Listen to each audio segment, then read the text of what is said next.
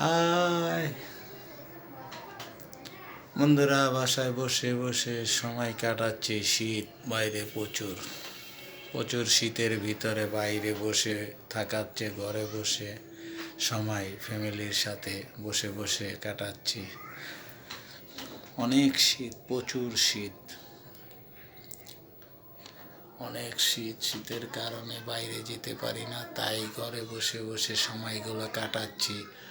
তোমরাও ঘরে বসে সময় কাটাও, ঠান্ডার মধ্যে ঘর থেকে বেরিও না। প্রচুর ঠান্ডা, শরীরে ঠান্ডা লেগে গেছে, অনেক ঠান্ডা বাইরে, প্রচুর শীত, শীতের ঠান্ডা অনেক।